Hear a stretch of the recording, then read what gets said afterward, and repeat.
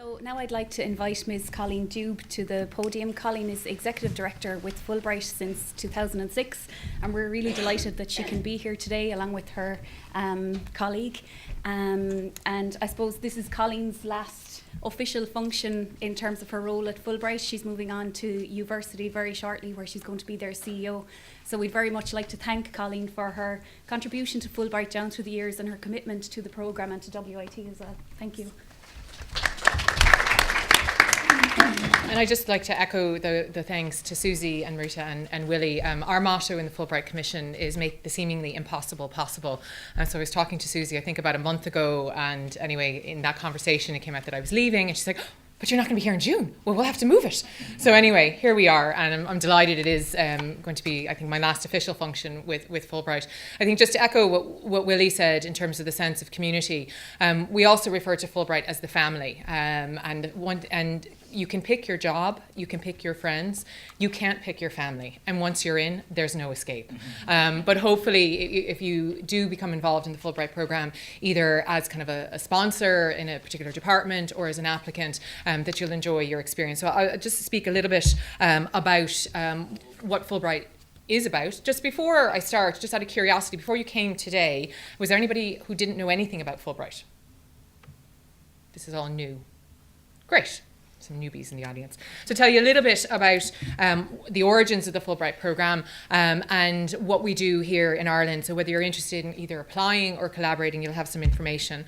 And there's some familiar faces there who have been part of the Fulbright family since 2005, and you'll hear from them in a bit. So this is an overview of the presentation. So the Fulbright programme, not to be confused with the Albright programme, which some people think because there was Madeleine Albright, who was the Secretary of State. The Fulbright programme is named after Senator J. William Fulbright, who had the opportunity to be a Rhodes Scholar in the early part of the 20th century. He went to Cambridge. And then when he was chair of the Senate Foreign Relations Committee in the US, he thought there has to be a better way to encourage mutual understanding. This is when he was hearing testimony after Hiroshima and Nagasaki. So he worked to get the Fulbright-Hays Act passed in 1946, which established the Fulbright program, as it says there, to increase mutual respect and understanding between the people of the United States and the people of other countries by means of educational and cultural exchanges. The Fulbright program now operates in about 155 countries around the world, and there's two models for it. It's either run as a program in a US embassy abroad, or it's run with a binational commission, which is the case now in Ireland. That wasn't always the case. And in 1957, Ireland got involved in the programme, and I won't go into the whole histories of that, but suffice to say it was an Irish solution to an Irish situation. And the deal that was done between De Valera and Fulbright at that point was to enable the programme to be managed by the Department of then External Affairs, and it was known as On Board Scoilíochta Cullerta. So for almost about 40 years, people who went out as Fulbright awardees didn't know they were Fulbright awardees until they got to the States. They thought they were Scholarship Exchange Board recipients. And we still have one alumni to this day who categorically denies that he ever took the American dollar, but our records show differently. I won't tell you who that was. Anyway, there's a lot of other negotiations that went on for, as you can see there, do the maths, another 30 odd years. And eventually the Ireland United States Fulbright Commission for Educational Exchange was established under Irish legislation. We have two claims to fame in Fulbright. Well, actually we have a lot, but we have a couple unique things. As far as we know, the Fulbright program in Ireland is the only one that Senator Fulbright personally negotiated. And he was in negotiations with De Valera about setting it up. And secondly, as far as we know, we're the only Fulbright commission in the world that is established under legislation in the partner country. A lot of other places, it's a foundation. So we currently receive funding directly from the Department of Foreign Affairs and the US Department of State. And I was explaining to some people over lunch, and then over the last number of years, I've begged, borrowed and steal money wherever I can from a range of state agencies, private sector organisations and other government departments. So just gives you a sense of what we've been up to over the last 15 years.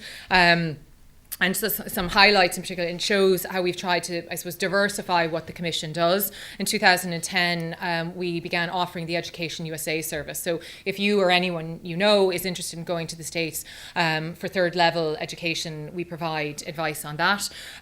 Also, we have been designated as the body responsible for Irish language learning and teaching in the US. A bit of a pop quiz. How many colleges in the US do you think teach Irish? Anybody want to hazard a guess?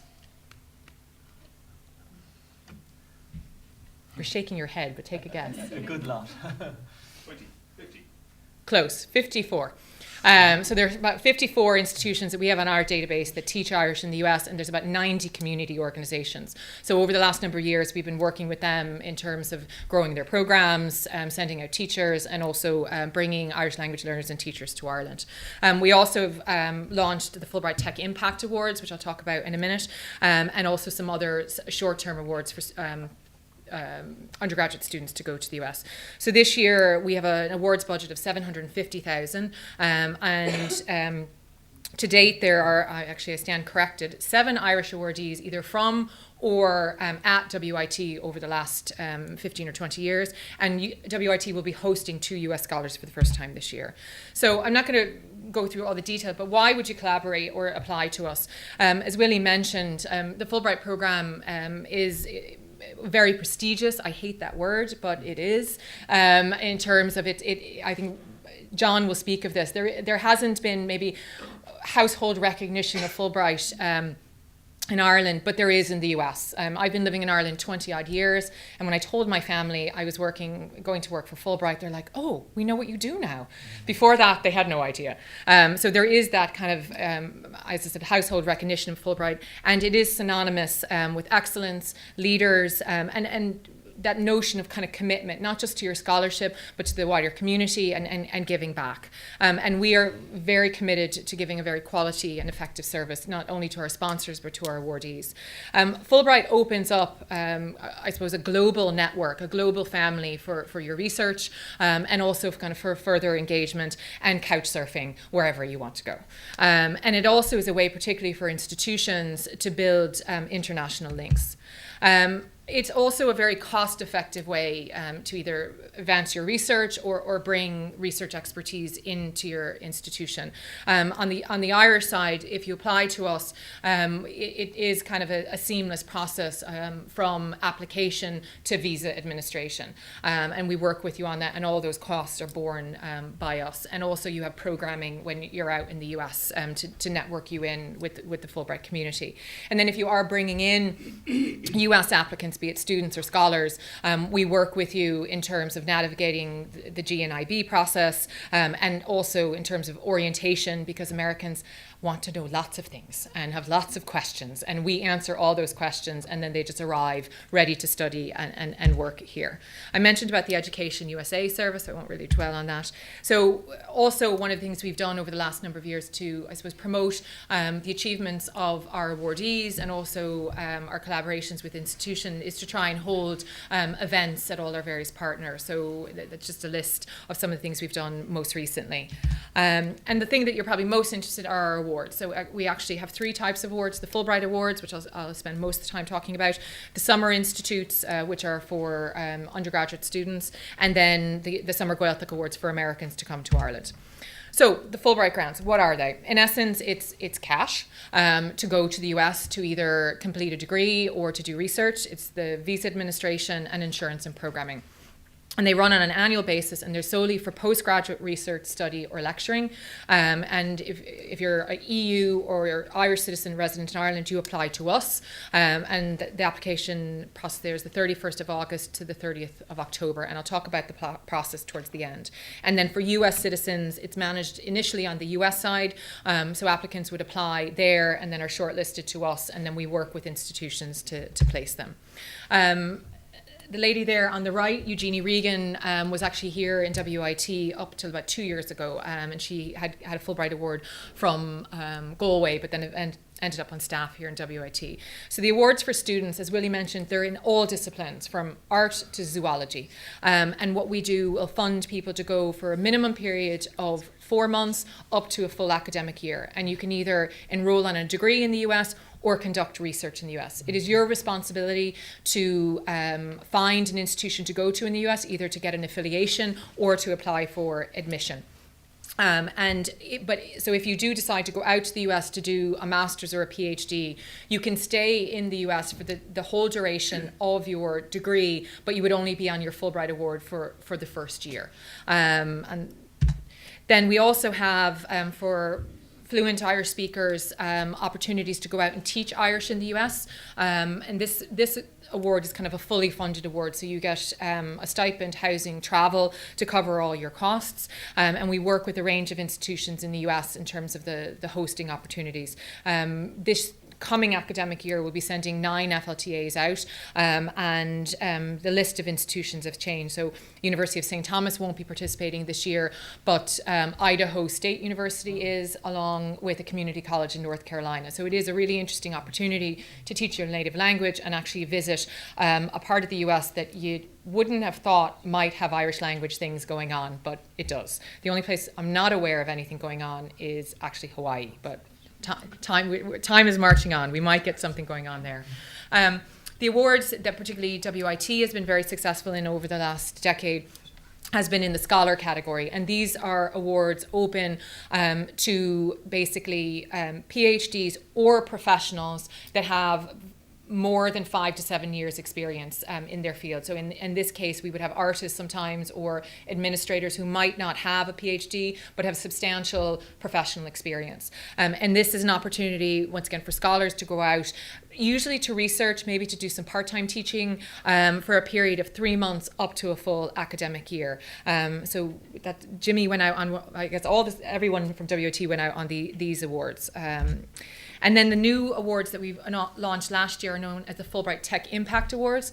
And these are short-term awards, so a period of 2 weeks up to 3 months to conduct research looking at the impact of technology across all disciplines. And we're particularly interested in the fields of education, mobile tech, and digital arts, humanities, and culture. And we partnered with the University of Notre Dame this year and again next year in the area of language technology. And this year we're sending 6 people out in, once again, very different disciplines to look at how technology interfaces with a range of disciplines. We also have a range of kind of sponsored awards in specific disciplines. This was the suite of awards for 15-16. So CRH, and actually the award this year is going both to a business studies student and to an aerospace engineer. Enterprise Ireland are very open in terms of what they're into. They want something that's in the field of innovation but may also have, I suppose, an economic impact. So I actually managed to convince them a couple of years ago to fund a music composer, because she specifically writes composition for gaming and digital I'll think of it, games and animation, which is a growth sector in Ireland. The EPA, Teagasc and the Marine Institute. So once again, these kind of change every year. So if you are in a specific discipline, there may be one that is suited for you. We also have awards for LLMs, so people looking to go out to the States to do a law degree, and we've negotiated tuition rate waivers with a range of institutions. And then the NUI are partnering with us for an NUI candidate. Whoops, sorry. There's also a scheme, which is the Fulbright Schumann Scheme, which is managed out of Belgium. If you're doing research in the area of EU studies, and it can be very broad, it doesn't need to be just political, law, economics, but really looking at things across an EU comparison and then to look at the US experience. Ireland has done pretty well out of this programme over the last couple of years, so that might be something to look at. And just very quickly, I'll just fly through these because I think you're more interested in the awards for WIT and yourselves to go out. But there are awards for US students, and this is a program we've tried to grow over the last couple of years because we have a finite amount of funding on the US side. And one of the things we've done with institutions is to partner with institutions on the stipends and also on tuition waivers. So actually for the 16-17 academic year, we'll be advertising 7 awards for US students to come to Ireland. In some cases, it's to do taught degrees, and in other cases, like saying NUIG, they have specific archives, and they've come up with funding to encourage PhD candidates to come and conduct research. So that might be something to be interested of to WIT. And this program The US Scholar Program is one that WOT is getting involved in next year, and it's an opportunity to bring US scholars to Ireland for a period of 3 to 12 months. And there's kind of two categories of these awards. There's what's known as the All Disciplines Award, which I call the Organised Chaos Award. So you're in the US and you want to come to Ireland, and you look at the program and you don't see something in agriculture, but you apply anyway. So that means if you get peer reviewed and shortlisted, you're in the All Disciplines category, or if you are, as it happened this year, WOT advertised an award in lifelong learning and education, you think, wow, great, there's an opportunity for me. You apply for a discipline-specific award. The discipline-specific awards are ones that are sponsored by third-level institutions in Ireland. The all-discipline ones are ones that we fund, and once again, usually in conjunction with host institutions. So this year we have 13 scholars coming into country. And then there's also a program, which is the Fulbright US Specialist Program. We get an allocation of 3 of these a year. And what we've been doing over the last number of years, doing an open call out to institutions for applications to either host a specialist to come in that we find for you, or you may know of someone in the US that you'd like to bring over for a period of 2 to 6 weeks. One of the things we're interested in this particular program now is collaborative projects. So for instance, that lady there on the right, Brenda Romero, was here last year and did a project in the gaming industry and visited 6 different institutions. It was a collaboration among some of the IOTIs and Trinity and UL, I think. So she visited all those institutions and met with people from the industry. And so the way that works is you apply to us while the specialist is applying on the US side, and usually they meet in the middle. Fulbright will look after the per diem and the international travel, and the host institution is asked to cover room and board and any domestic travel while they're here. And there's also a program, this is what I call our Ryanair Fund. Any given year, there's about 300 US scholars who are in Europe and are really keen to travel. So we have that list, we have a database, and you might have a conference coming up or an event, and you want somebody in, I don't know, nanoscience, and there's somebody in Germany. You can apply to us, we will cover the travel to get them to Ireland, get them to Waterford, and once again, if you put them up for a night or 2, they can be here. And sometimes they tend to come for a bit longer and cover the rest of the cost themselves. So that list will be available from the Commission within kind of the next month or so if you're interested. So if you're not already on our mailing list, our news, I would encourage you to do so, and we can either maybe get the details from Rita, and Emma can add you onto our list. One of the things we're keen to do, and this is kind of happening now in WT in terms of having a centralized point of contact, so through the research office, that when we have calls for applications, proposals, they can be disseminated through the institution.